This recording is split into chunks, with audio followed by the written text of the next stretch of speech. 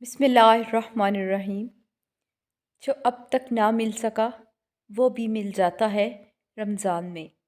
جس معجزے کا انتظار ہے وہ بھی ہوتا ہے رمضان میں۔ لکھ دے گا وہی جو تم چاہتے ہو اس رمضان میں۔ اور جو دعا تم تہجد میں مانگ رہے ہو نا، حقیقت میں تو وہ دعا کب کی قبول ہو چکی ہے۔ وہ دیر فقط اس لیے کر رہا ہے تاکہ تمہارا اس سے دعا کا رشتہ برقرار رہ سکے۔ اور لا حاصل تو تمہارے لیے ہے، اللہ کے لیے تو نہیں۔ تمہارے لبوں پہ یہ دعا اس کی رضا کی دلیل ہے۔ تمہارا مقدر دعاؤں کا پابند ہے، لیکن دعائیں مقدر کی نہیں۔ ذرا سی دیر کی وجہ سے مانگنا مت چھوڑنا، کیونکہ صدائیں کبھی رائگاں نہیں جاتی۔ تم دعا مانگ کر بس صبر کرو، اللہ اجر میں دعا قبول کرے گا۔ وہ جانتا ہے کہ تمہاری دعاؤں میں کتنی چاہت ہے۔ یقین رکھو وہ خوب خوش کرے گا۔ اور ہم دیکھ رہے ہیں بار بار تمہارا آسمان کی طرف منہ کرنا، تو ضرور ہم تمہیں پھیر دیں گے اس کی طرف جس میں تمہاری خوشی ہے۔ البقرہ۔ اور اگر تمہیں لگتا ہے کہ اللہ نے تمہیں اکیلا چھوڑ دیا ہے، وہ تمہاری بات نہیں سنتا، تمہیں جواب نہیں دیتا، اس کا مطلب یہ نہیں کہ تمہارا اللہ پر یقین کمزور ہے۔ اس کا یہ ہرگز مطلب نہیں کہ اللہ تم سے ناراض ہے۔ ٹوٹے دل پھر سے جڑ جائیں گے، کھوئے ہوئے پھر سے مل جائیں گے۔ دعا ہے اس رمضان کن کے معجزے اتارے جائیں گے۔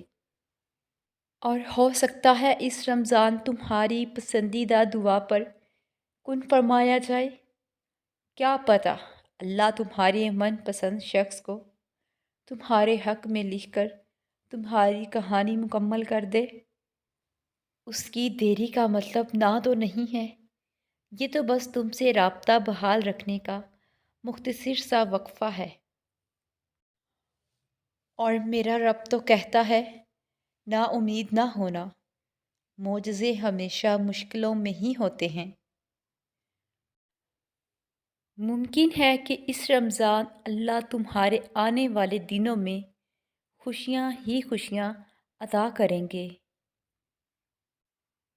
سنو، وہ اللہ ہے، وہ کسی بھی وقت معجزے بھیج سکتا ہے۔